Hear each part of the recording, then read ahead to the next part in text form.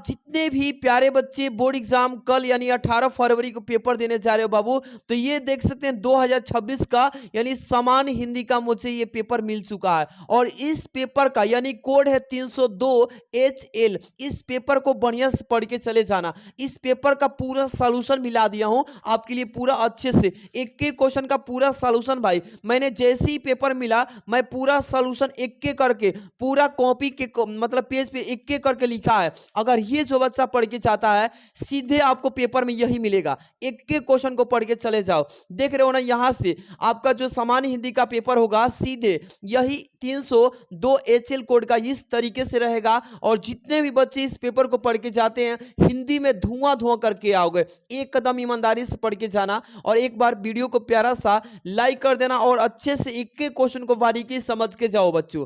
यहां पे सबसे पहले समय जो दिया 3 घंटे 15 मिनट, एक कदम इसी में आपको 100 नंबर का फतह करना है। और मैं बताऊंगा कि टाइम कैसे मैनेज करोगे, कहां पे किस प्रश्न में कितना समय देना है, सब कुछ इस वीडियो में सीख लो। सबसे पहले बहुत बच्चे गलती करते हैं, 15 मिनट में पेपर को पढ़ना है और देरी लगा देते हैं। समय बचाओ भाई, समय बचाना कि मतलब काफी एग्जाम में महत्व रहता है। बहुत बच्चे तो क्वेश्चन भी छोड़ के आ जाते हैं। तो आज की इस वीडियो में सारा चीज सिखाऊंगा कैसे मैनेज करोगे। यहाँ पे निर्देश दिया है ना कि सभी प्रश्न करना है, छोड़ के मत आइएगा। और इस प्रश्न पत्र में 2 खंड आएंगे, दोनों को करना बाबू, और दोनों खंडों के सभी प्रश्न का उत्तर भी देना जरूरी बोला गया है इसमें। सबसे पहला खंड आपका क रहेगा 50 नंबर। आप चुटकियों में इस तरीके से तैयार करो जिस तरीके से पूरा हम सिखा देते हैं। इस पेपर को हल्के में मत लेना, हर एक क्वेश्चन को लगा के जाना। यहाँ पे क्या लिखा है पहला नंबर क्वेश्चन में कि चंद छंद वर्णन की महिमा के लेखक कौन है। चंद छंद बोलेगा, चंद छंद बोलेगा तुरंत आ जाना गंग पे। कहां पे? गंग पे। ये इसका आंसर करेक्ट हो जाएगा। याद कर लो एक एक क्वेश्चन को। चंद छंद यानी गंग पे, जैसे चंद छंद आएगा गंग पे मार लेना। इसके बाद यानी कि वर्तमान युग में हिंदी गद्य की प्रमुख भाषा क्या है। वर्तमान की बात किया है, युग में गद्य की प्रमुख भाषा पूछा है तो खड़ी बोली, एकदम मुंह खड़िए याद कर लीजिए कि आजकल के वर्तमान में लोग कोई भी बात खड़ी बोली बोल रहे हैं यानी मुंह खड़ी है, इस तरीके से याद करो। अगला क्वेश्चन, ज्ञानोदय पत्रिका के संपादक कौन है। ज्ञानोदय जो पत्रिका है इसके संपादक कौन है तो अगेज जी। कौन है दोस्त? अगेज जी हैं। इस तरीके से याद रखो। नो में ओ का मतलब, इस तरीके से कोई ऑप्शन नहीं है, एलिमिनेट करना सीखो ऑप्शन। अगर नहीं याद आ रहा है तो एलिमिनेट करो कि इसमें से कौन सा है, याद आएगा तुरंत मार लेना, ठीक है। अगला क्वेश्चन देखिए कि आधुनिक हिंदी एकांकी के जनक किसे माना गया है। आधुनिक पूछा है ना, तो आधुनिक की बात करेगा तो याद रखिएगा राम कुमार वर्मा जी। किसको मारोगे? राम कुमार वर्मा जी को इसका आंसर फोड़ देना। एक कदम धुआं धुआं कर देना बाबू। जितने भी बच्चे इस पेपर को देख रहे हो बिल्कुल भी मिस मत करना बच्चों। इसके बाद से हरिशंकर परसाई एक यानी कि ख्याति तीव्र लेखक हैं। किसके भाई? यहाँ पे 4 ऑप्शन है। यात्रा वृत्त के, समीक्षा के, यहाँ पे जीवन साहित्य के, व्यंग विधा के। तो याद रखिए व्यंग विधा के किसके होंगे? व्यंग विधा के। इस तरीके से 5 क्वेश्चन आपने किया, क ख ग घ अंग। और कॉपी में कैसे लिखोगे सारा चीज हम सिखा देंगे कि पेपर में कैसे छाप के आओगे। पहले स्टार्ट करना खंड क, का लिखोगे खंड क से, और यहाँ पे प्रश्नोत्तर संख्या पहला डालना बाबू। यहाँ पे जैसे पहला में आप डालिए इस तरीके से। अब यहाँ पे क ख ग घ अंग, इस तरीके से 5 लिख लिए ना। अब क्या करोगे दोस्त, यहाँ पे क का तीसरा विकल्प सही था गंग वाला, तो इस तरीके से तीसरा लिखोगे। ख का यानी कौन सा तीसरा सही था, इस तरीके से तीसरा लिखोगे। सारा क्वेश्चन ज्ञानोदय पत्रिका के संपादक अगेज जी, पहला अगेज जी लिखोगे। सारा क्वेश्चन ऐसे लिख लोगे ना तो ये आपका 5 नंबर यहां से मिल जाएगा। आगे क्वेश्चन देखिए, इस पेपर का सुपड़ा साफ तैयार करके जाना। कोई भी बच्चा मिस मत करना। इस वीडियो में जितने भी क्वेश्चंस बता रहे हैं पूरा का पूरा, जैसे 2 नंबर देखिए इसमें 2 नंबर क्वेश्चन को कैसे कि निज भाषा उन्नति, निज भाषा उन्नति यानी अहय सब उन्नति को मूल यह काव्य पंक्ति है। किसका पंक्ति है भाई? इसको अच्छे से पढ़ के और इसका आंसर करिए। जल्दी से जल्दी सब लोग तैयारी हो जाओ, इसका आंसर मार देना। क्या मारोगे सर? कि सर बोल रहे हैं ना कि एकदम सर भारतेंदु हरिश्चंद्र जी होगा। क्या होगा? भारतेंदु हरिश्चंद्र जी। ऐसे ही फतह कर देना दोस्त, ऐसे ही। अगला क्या है कि 4 सप्तक के कवियों को राहों के अनवेशी किसने कहा है। अनवेशी किसने कहा है भाई? तो याद रखना बाबू, एक क्वेश्चन का यहाँ पे देखिए अगेज जी ने कहा। किसने? यानी सच्चिदानंदन वासेन अगेज जी ने इसका बात कहा है। इस तरीके से आप लोग सभी क्वेश्चन को फतह कर देना। अगला क्वेश्चन इसमें कि अयोध्या सिंह उपाध्याय हरिऔध की रचना। अरे भाई ये पेपर एकदम बढ़िया से पढ़ के जाना, मिस मत कर देना दोस्त, एक के क्वेश्चन आपके लिए इंपॉर्टेंट है। देख रहे हो ना, अयोध्या सिंह उपाध्याय हरिऔध जी की रचना कौन सी है, फतह कर देना। वैदेही वनवास। क्या बताओगे? वैदेही वनवास होगा सर। ऐसा ही क्वेश्चन पेपर आपका यानी सातों सेट जो आएगा ना, एकदम अच्छे से पढ़ के चले जाते हो। जो पेपर बता रहा हूं कहीं ना कहीं एकदम सेपरेट क्वेश्चन मिलेगा। निम्न में से कौन प्रगतिवादी कवि नहीं है? एकदम नहीं वाला कल प्रश्न आपको सामने प्रदर्शित होगा, दिखेगा। तो क्या लगाओगे इसका दोस्त, क्या लगाओगे इसमें से? यानी नहीं है पूछा है तो गिरिजा कुमार माथुर। कौन होंगे? गिरिजा कुमार माथुर। इस तरीके से आंसर, सटीक आंसर दे के आना। अगला है इसमें कि प्रकृति के सुकुमार कवि, प्रकृति के सुकुमार कवि पूछा है ना, सुमित्रानंदन पंत को याद रखिएगा। कौन? सुकुमार को सुमित्रानंदन पंत से एलिमिनेट कर लो, यानी ट्रिक अपना लो। सुकुमार को सुमित्रानंदन पंत से एकदम ट्रिक अपना के एकदम धुआं धुआं कर देना। तो इस तरीके से आप 5 नंबर यहां भी कर लिए। अब देखो कैसे लिखोगे। अब इसको कैसे लिखोगे ध्यान समझो। सबसे पहले प्रश्नोत्तर संख्या 2 लिखना, क ख ग घ अंग। इस तरीके से हो जाएगा पांचों। यानी क का दूसरा सही था भारतेंदु हरिश्चंद्र जी, और ख का चौथा था अगेज जी, और ग का दूसरा वैदेही वनवास। इस तरीके से गिरिजा कुमार माथुर, सुमित्रानंदन पंत जी। आराम से सारा क्वेश्चन ऐसे कर लोगे तो यहां से तो बहुविकल्पी से 10 नंबर कर ही लिए। अब हम गद्यांश में ट्रिक भी बताने जा रहा। जैसे ही पेपर में आपके सामने गद्यांश आए तुरंत ट्रिक लगा देना। कौन सा? सबसे पहला काम यहाँ पे जो दिया है ना गद्यांश, इस पे आधारित 5 प्रश्न आएगा और पांचों को देखिए चुटकी में कैसे 10 नंबर से उड़ाओगे। सबसे पहले गद्यांश को एक बार पढ़ना, शुरू से अंत तक पढ़ना, तब से दूसरा काम प्रश्न पढ़ लेना कि क्या पूछा इसमें। सबसे पहले कि भाषा स्वयं संस्कृत का एक अटूट अंग है। संस्कृत परंपरा से निश्चित होने पर भी परिवर्तनशील और गतिशील है। उसकी गति विज्ञान की प्रगति के साथ जोड़ी जाती है और वैज्ञानिक आविष्कारों के प्रभाव के कारण उद्भूत नई सांस्कृतिक हलचलों को शाब्दिक रूप देने के लिए भाषा के परंपरागत प्रयोग यानी पर्याप्त नहीं है। इसके लिए नए शब्दों की, नई भाव योजनाओं को व्यक्त करने के लिए नए शब्दों की यानी खोज की महती आवश्यकता है। जैसे आपने पढ़ा तुरंत पता चल गया कि क्या यानी किस चैप्टर से दिया है सर, किस चैप्टर से। आपको तुरंत इस चैप्टर में देखिए कहीं ना कहीं आपको उस चैप्टर का नाम पता होगा। देखिए भाषा लिखा है, भाषा लिख दिया ना तो चैप्टर का नाम मिल गया कि नहीं? तो भाषा मिल गया तो इसका मतलब कि भाषा और आधुनिकता, भाषा और आधुनिकता वाला चैप्टर से बाबू दिया है। इसके कवि लेखक कौन है सर? लेखक आपको पता है कि प्रोफेसर जी सुंदर रेड्डी जी हैं, पता है ना सबको। अब तो 2 नंबर यहीं से पा गए दोस्त। देखो कैसे ट्रिक से, जैसे शीर्षक पूछा है, लेखक, शीर्षक इसी को बोलते हैं जो पाठ का नाम है। लेखक इसको बोलेंगे जो इन्होंने लिखा है, बस यहां से। लेकिन लिखने का तरीका पता यहां पे मैं सिखाऊंगा।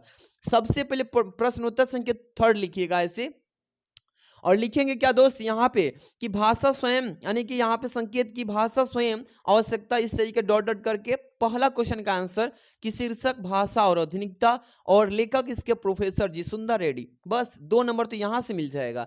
अगला प्रश्न इसमें क्या पूछा है कि रेखांकित अंश की व्याख्या कर दीजिए। आइए हम ट्रिक से बताते हैं गद्यांश की रेखांकित कैसे करोगे। संस्कृत परंपरा से निश्चित होने पर भी परिवर्तनशील और गतिशील है। क्या है? गतिशील है। उसकी गति विज्ञान की प्रगति के साथ जोड़ी जाती है। अब यहां तक बस इसका रेखांकित अंश की व्याख्या करना है। नहीं समझ में आता है तो इसी लाइन को उतार देना। अगर समझ में आ रहा है, बढ़िया से तैयारी किए हो दोस्त, तो इसका आंसर भी करना कैसे कि संस्कृति परंपरा से निश्चित होने पर परिवर्तनशील और गतिशील है। आइए समझिए इसको अच्छे से। रेखांकित अंश की व्याख्या डालना है कि लेखक का कथन है या कहना है कि भाषा संस्कृत का एक अनिवार्य हिस्सा है। संस्कृत एक यानी परंपराओं से जन्म लेती है, फिर वह स्थिर रहती है। क्या रहती है? स्थिर रहती है। समय और विज्ञान की प्रगति के साथ वह निरंतर बदलती और विकसित होती रहती है। इस तरीके से कुछ बढ़िया से सारा क्वेश्चन बढ़िया से अटेम्प्ट करना। चलिए आगे समझना बाबू कि यहाँ पे कि जब विज्ञान नए आविष्कार करता है, क्या कहोगे, तो समाज में नई यानी कि सांस्कृतिक हलचल पैदा कर देता है। कुछ इस तरीके से आंसर लिख देना। अगला प्रश्न समझिए अगला प्रश्न इसमें क्या पूछा है, थर्ड नंबर की उद्भूत और परंपरागत शब्द का अर्थ बताइए। तो उद्भूत और परंपरागत शब्द का अर्थ समझिए कि उत्पन्न हुआ, उद्भूत का मतलब उत्पन्न हुआ, परंपरागत का मतलब पैदा हुआ, सॉरी उत्पन्न हुआ और पैदा हुआ इसी का होगा, और परंपरागत का होगा जो परंपराओं से चलता आ रहा है, ये प्राचीन होगा। इस तरीके से लिख दोगे। कोई दिक्कत है किसी को? नहीं ना? तो आराम आराम से सारा क्वेश्चन कर दीजिएगा, आराम आराम से सारा क्वेश्चन कर दीजिएगा। भाषा परिवर्तनशील क्यों है? अब देखिए इसमें सबसे पहले ट्रिक लगाइए। परिवर्तनशील देखिए इसमें कहाँ दिया है, गद्यांश में पहुंचो उस परिवर्तनशील के पास, परिवर्तनशील के पास पहुंचो और आराम से आप क्या करोगे, इसी को लाइन को लिख दोगे। लिखोगे क्या चीज, यहाँ पे देखो, यानी कि भाषा इसलिए परिवर्तनशील है क्योंकि वह संस्कृति का एक अटूट अंग है। इस तरीके से लिख दोगे, हो जाएगा ना। अब हम चलेंगे इसके आगे, थोड़ा सा और लिख लेंगे दोस्त कि और स्वयं गतिशील है। जैसे जैसे विज्ञान, जैसे जैसे उसका भाई लिख दोगे कि विज्ञान प्रगति और नए आविष्कारों के कारण समाज में बदलाव आते हैं, भाषा भी उन नए विचारों के अपनाने के लिए बदलती रहती है। इस तरीके से लिख लोगे। कोई दिक्कत है किसी बच्चे को? नहीं ना? तो इसी तरीके से आपको क्वेश्चन आएगा और धुआं धुआं कर देना है। चलिए अगला क्वेश्चन देख लीजिए, आखिरी क्वेश्चन इसमें, आखिरी क्वेश्चन देख लीजिए इसमें क्या लिखा है। लिखा है ना इसमें कि प्रस्तुत गद्यांश के लेखक ने किस बात पे बल दिया है। किस बात पे बल दिया है दोस्त? यहाँ पे लिखना है इसका, लेखक ने इस बात पर बल दिया है। क्या लिखोगे कि यानी कि बदलते समय और वैज्ञानिक युग की नई भावनाओं को व्यक्त करने के लिए भाषा में नए प्रयोगों और नए शब्दों की खोज की अत्यंत आवश्यक है। ऐसे लिख लेना। हर एक प्रश्न आपके लिए इंपॉर्टेंट है, ये पेपर बिल्कुल भी मिस मत करना। चलिए आपको ये बताता हूं, अथवा वाला, अथवा वाला स्वयं से कर लेना। रमणीयता और नित्य नूतनता, अन्योन्याश्रित और रमणीयता के अभाव में कोई भी चीज मान्य नहीं होती। इसको आप पढ़ लेना, अपने से पढ़ के जाना। इस पेपर में कोई एक ही करना है गद्यांश। इस तरीके से चाहे आप अथवा वाला कर लो या मेन वाला कर लो, तो आप अथवा वाला खुद से कर लेना। चलिए आपको यहाँ पे 4 नंबर पे लेके आ चुका हूँ। 4 नंबर में जो आप देख रहे हो ये पद्यांश है, यानी इसको पद्यांश बोलते हैं, और ये पद्यांश में भी 10 नंबर का क्वेश्चन आएगा।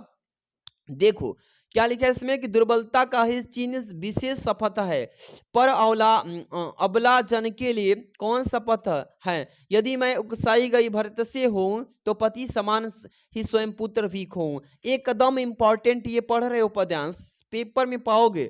मत रोको मुझे कहूँ सो सुन लो, करके पहाड़ सा पाप मौन रह जाऊं। राई भर भी अनुताप न करके पाऊं थी सन छत्र रात्रि सॉरी राशि निशा उतेश टपकाती और रोती थी नीरव सभा हृदय थपकाती। आप भाई इसको बढ़िया से पढ़े हो, आप पढ़े होगे ना। तो ये किस मतलब कविता से आया है, कौन से श्लोक, इसका नाम क्या है? तो आप लोग पता होगा, कायकई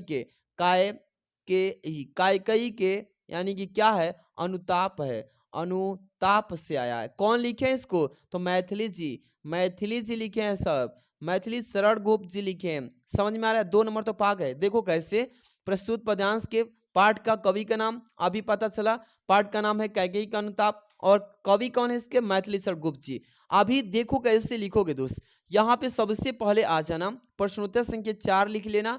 अब इसमें क्या करोगे, ध्यान समझो। शीर्षक लिखोगे, शीर्षक में कैकेयी का अनुताप लिख लेना, और कवि क्या लिखोगे? मैथिली शरण गुप्त जी। तो यहाँ से 2 नंबर यहाँ से पा गए। अगला क्वेश्चन देखिए ध्यान से, क्या बोला है, रेखांकित अंश की व्याख्या। रेखांकित कहाँ पे किया है? 2 लाइन, बस नीचे वाली लाइन को, कि थी नक्षत्र राशि निशा उतेश टपकाती, रोती थी नीरव सवा हृदय थपकाती। आप इस दोनों लाइन का बस भाव लिखोगे कि ये लाइन कह क्या रही है। अपने से भी नहीं याद है तो बना के लिख देना कि इस लाइन का भाव क्या हो सकता है। इतना तो बच्चे नहीं हो, बना के लिख सकते हो इसके बारे में। रेखांकित अंश की व्याख्या कैसे लिखोगे कि पंचवटी आश्रम में रात में जब कैकेयी अपने किए पर पश्चाताप कर रही थी, ठीक है, उस समय तारों पर जोड़ी हुई चांदनी रात उस कणों के रूप में आंसुओं की वर्षा कर रही थी। क्या कर रही थी? आंसुओं की वर्षा कर रही थी। और नीचे नीचे मौन सभा अपने हृदय को थपथपाते हुए रुदनक कर रही थी। क्या कर रही थी? रुदनक कर रही थी। इस तरीके से पेपर में फतह कर देना दोस्त। चलिए आगे क्वेश्चन को समझना। दुर्बलता का ही चिन्ह क्या है और इसमें कौन से किसके लिए कह रहा है, ये पूछा है। तो समझो इसको कैसे करोगे, यहाँ पे आ जाओ। लिखोगे सौगंध खाना, सौगंध खाना व्यक्ति की दुर्बलता का प्रमाण है। यह यानी कथन कैकेयी राम से कह रही, किससे कह रही है, राम से कह रही है। ऐसे ही पेपर में लिखना पड़ेगा, पूरा नंबर पाना है तो लिखेंगे।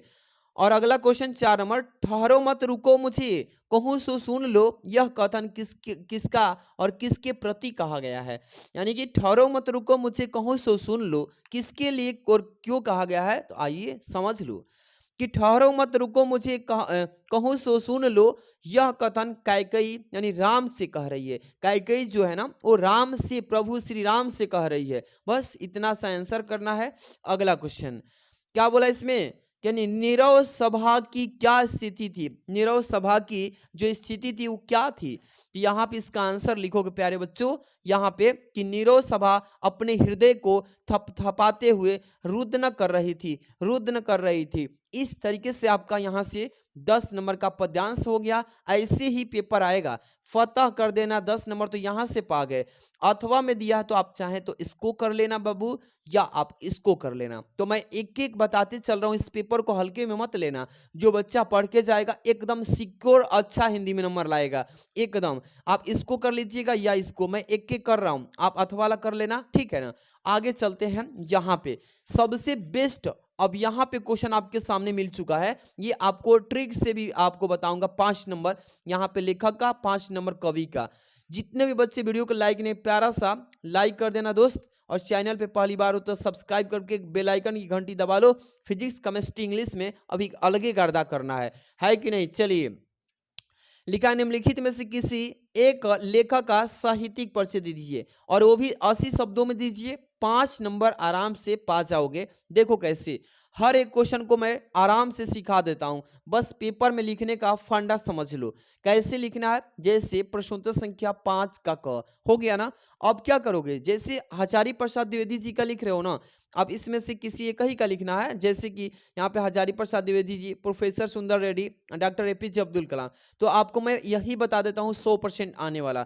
सबसे बच्चा जो आज समझ के जाएगा कल यही उतार के आएगा। यानी हजारी प्रसाद द्विवेदी जी, इनका जन्म और मृत्यु पर ध्यान देना, याद कर लेना कैसे भी करके कि जन्म 1907 में हुआ और मृत्यु 1979 79 है में हुआ। इतना याद रहेगा ना तो आगे बना बना के भी लिख सकते हो, अगर याद नहीं है तो। अगर याद है तो एकदम सही से लिखना।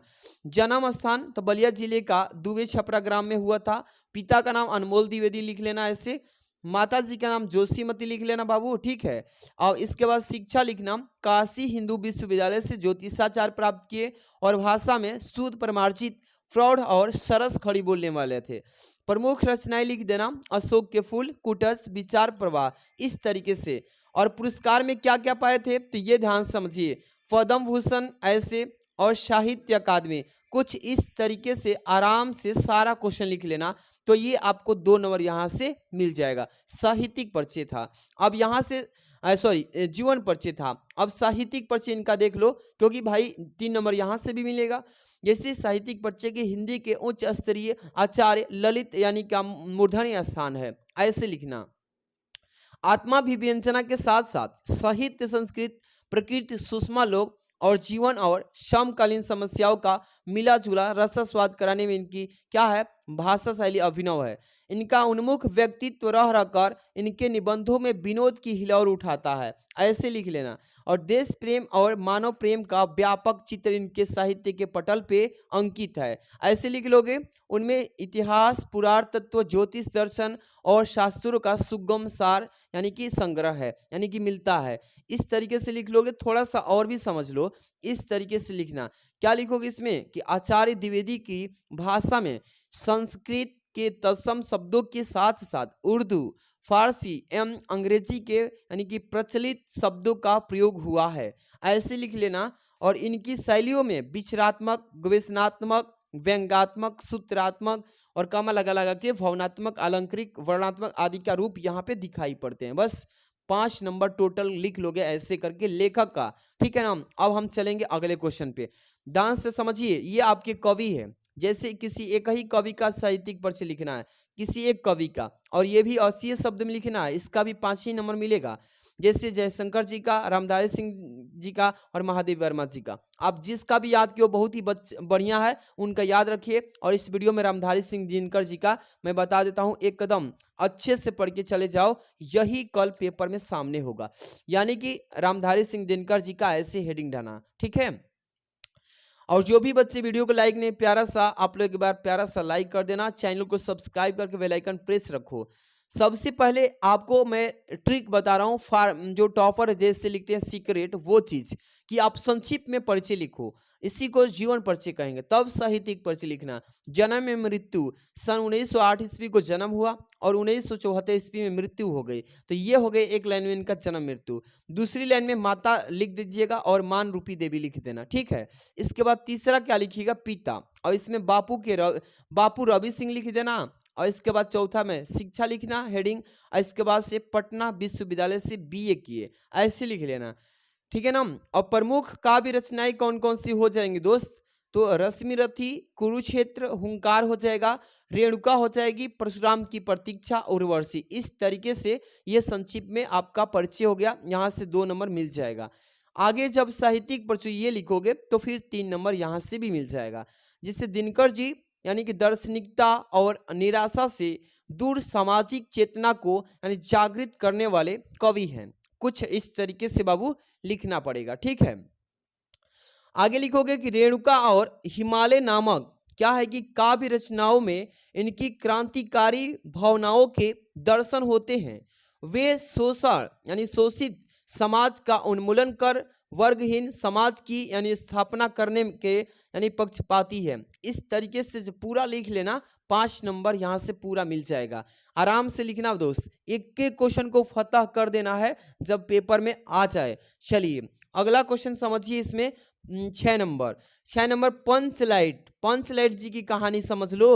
अब इसमें एक अथवा में भी दिया है बहादुर, ये दोनों कल सामने होंगे 100%, जब बोल रहा हूँ ना एकदम सामने होगा।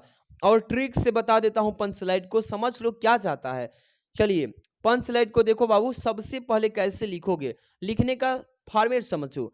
सबसे पहले प्रश्नोत्तर संख्या 6 लिख देना, पंचलाइट की हेडिंग लगा लेना। लिखोगे क्या, ट्रिक से समझिए। ट्रिक से कैसे लिखोगे, सबसे पहले ट्रिक मैं समझाऊंगा एक पेज पे। चलिए ध्यान समझिएगा कि पंचलाइट कहानी फंडीश्वर रेणु जी की एक क्या है, आंचलिक कहानी है ऐसे। और लिखोगे कि इस कहानी में बिहार के एक पिछड़े गांव के क्या है परिवेश का बहुत ही सुंदर सा चित्रण किया गया। देखो एक बिहार का गांव है, इस कहानी को बस सुन लो ना, लिख लोगे। ये गांव है बिहार में, कहाँ पर है, बिहार में, और बिहार का ये गांव है। और इस गांव में बहुत सारे लोग रहते हैं, और जिसमें बहुत से अशिक्षित लोग रहते हैं। इस गांव में कोई भी पढ़ा लिखा नहीं होता है। अब इस गांव में बहुत सारे लोग रहते हैं, क्या होता है कि इसी गांव में एक यानी क्या रहता है, गोधन नाम का युवक रहता है। और इसी गांव में एक मुनरी नाम की एक युवती लड़की रहती है। आप देखिए ये गोधन युवती के घर के सामने से यानी क्या करता है कि जब भी जाता है तो गाना गाकर जाता है। तो इसकी माँ जो है मुनरी की माँ गुलरी नाम था, गुलरी काकी। अब वो क्या करती है कि जाके पंचों में शिकायत करती है कि गाना गाता हुआ निकलता है। पंच ने क्या किया कि इसको गोधन को पंच ने अपने बिरादरी से बाहर कर दिया। अब क्या होता है कि एक दिन इसी गांव में मेला लगता है, यानी रामनवमी का क्या लगता है, रामनवमी का मेला लगता है। अब सब लोग क्या करते हैं कि भाई मेला घूमने जाते हैं, तो एक लाइट बिक रहा था, पेट्रोमैक्स बिक रहा था। ऐसा होता है ना पेट्रोमैक्स जो जलाने पर उजाला कर दे, तो ये लालटेन की तरह था। सब लोग इसको खरीद लिए। अब आया गांव में तो भाई इसको कोई जानता नहीं था, देखने के लिए पूरा गांव वाले इकट्ठे हो गए। अब इकट्ठे होने के बाद सोचे कि जलाएगा कौन, तो इसको पता था, किसको, ये केवल पता था मुनरी को कि ये केवल गोधन ही जला सकता है इस लाइट को। गोधन की बात जो है ना पता चल गया कि जला सकता है, तो गुलरी की माँ पूरे गांव में हल्ला कर दी कि गोधन जला सकता है। गोधन को फिर से शामिल किया गया जाति में, गोधन जलाया। और गोधन को मुनरी की माँ गुलरी खाना भी खिलाई शाम को बुला के, और इस तरीके से लाइट जल गई, भजन कीर्तन किए आराम से। यही कहानी है, कुछ ज़्यादा नहीं इसमें। तो अब कहानी समझ में आ गई हो ना, तो इसको रट्टा मत मारो, इसको पढ़ के चले जाओ। इसको रट्टा मत मारो, दिमाग में जो बोले उसको पढ़ के लिखने का प्रयास करो। सब लोग एक बार पढ़ लेना, इसी कहानी को बताया गया इसमें, ठीक है ना बाबू। बस अब इसको पढ़ने की क्या जरूरत है, चलते हैं आगे। आगे क्वेश्चन देखते हैं। आगे क्वेश्चन क्या है इसमें, ध्यान समझना। 7 नंबर क्वेश्चन। 7 नंबर क्वेश्चन में स्वपठित खंडकाव्य के आधार पे एक आएगा प्रश्न, जो ये 75 जिलों में से आपको ग्रुप बनेगा 10 से 12, यानी कि ग्रुप होता है जिसमें अलग अलग टाइप से क्वेश्चन पूछा जाएगा। कहीं त्यागपति पूछेगा, कहीं रश्मिरथी पूछ लेगा, कहीं सत्य की जीत खंडकाव्य पूछेगा, कहीं श्रवण कुमार को पूछेगा। तो आप किस जिले से हो मुझे पता नहीं, क्योंकि हर एक जिले का लाना मुश्किल है इस वीडियो में। तो अपना जिला कमेंट कर दो बाबू, सब लोग कमेंट करके वीडियो को लाइक कर देना। सब लोग सुन रहे हो ना, लाइक करके सब्सक्राइब भी कर लीजिए चैनल को, और तब से आपको ऐसे ही सारा क्वेश्चन हम देते रहेंगे। अब देखो इसके आगे खंड ख आएगा, इसका खुद से सॉल्यूशन पढ़ के जाना, कल सॉल्यूशन खुद से पढ़ लीजिएगा। ये वाला भारत देशा क्या है, भारत देशा वाला, इसको पढ़ के जाना। देखिए इस वीडियो में थोड़ा सा आप लोग कंप्रोमाइज करना, इसको पढ़ के चले जाना। इसका क्या करोगे, संदर्भ पढ़ोगे। क्या करोगे, संदर्भ पढ़ोगे। इसके बाद से अनुवाद पढ़ोगे। अब इस तरीके से हो जाएगा ना, इसको कर लेना। या अथवा में भी दिया है तो इसको भी कर सकते हो प्यारे बच्चों, इसको भी कर सकते हो। इसी तरीके से पेपर आएगा। अब कोई दिक्कत है किसी को, आराम से कर लोगे ना प्यारे बच्चों। इसी तरीके से ख नंबर दिए गए श्लोक में से किसी एक श्लोक का यहाँ पे संदर्भ लिखना है। इसके बाद से संदर्भ के बाद अनुवाद करना है। 7 नंबर मिलेगा इस तरीके से। उदेती वाला पढ़ लेना, एकदम पक्का पूछेगा। इसके बाद से ये लोकोक्ति है मुहावरा वाला पढ़ लेना, जैसे अपना उल्लू सीधा करना, घी का लड्डू टेढ़ भला, आग बबूल होना, टेढ़ी खीर होना। आप इसमें से किसी एक ही को सॉल्व करना आराम से, ठीक है।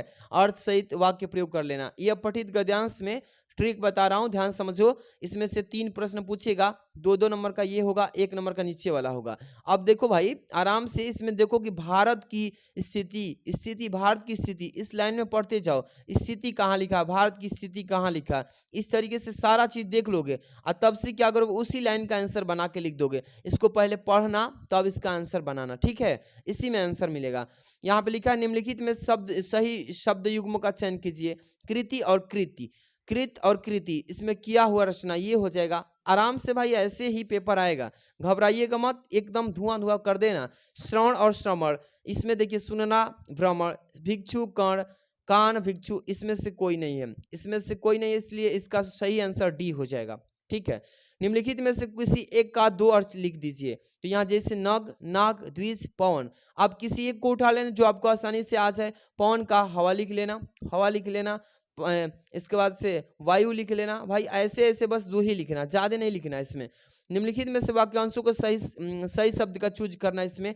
जैसे ईश्वर में विश्वास रखने वाला को आस्तिक बोलते हैं, अगला जो नष्ट न होने वाला उसको अविनाशी बोलते हैं। ऐसे ही पेपर आएगा। निम्नलिखित में से किन्हीं 2 वाक्यों को शुद्ध कीजिए। मोहन ने अलमारी खरीदा नहीं खरीदी, यहाँ पे बड़ी का मंत्र लगा दो, शुद्ध हो गया। मेरा बाल सफेद हो रहा है, मेरे बाल सफेद हो रहे हैं, क्या लिखोगे, मेरे बाल सफेद हो रहे हैं, है ना। अब इस तरीके से बस 2 ही करना है, 4 नहीं करिएगा। अब इसको पढ़ लेना, श्रृंगार रस, वीर रस, रूपक अलंकार, अनुप्रास अलंकार, चौपाई, दोहा। भाई एकदम आपके समक्ष सामने, आंखों के सामने ये पेपर घूम रहा है, और कल सामने ही घूमेगा। अच्छे से पढ़ के जाओगे ना, सेम डिट्टो क्वेश्चन फंसेगा, कहोगे सर हम तो कल ही देखे थे सर, और एकदम आनंद हो के आओगे। 13 नंबर, विद्यालय में रिक्त लिपिक पद हेतु नियुक्ति हेतु विद्यालय प्रबंधक के आवेदन पत्र। एकदम बढ़िया से पढ़ लेना इसको। अथवा वाला ये भी पढ़ लेना, बैंक में किसी को लोन लेना है तो इस पे। और ये आपको पर्यावरण प्रदूषण, आतंकवाद की समस्या, ये भाई एकदम बढ़िया से पढ़ के जाना, एकदम 100% आने वाला टॉपिक से। तो आज की इस वीडियो को जो भी बच्चे वीडियो को लाइक ने प्यारा सा लाइक कर देना। अब मिल रहे हैं नेक्स्ट एक और वीडियो लेके आएंगे, जिसमें हो सके तो 7 सेट का एक ही सेट में निचोड़ लाएंगे। तो मिलते हैं नेक्स्ट वीडियो में।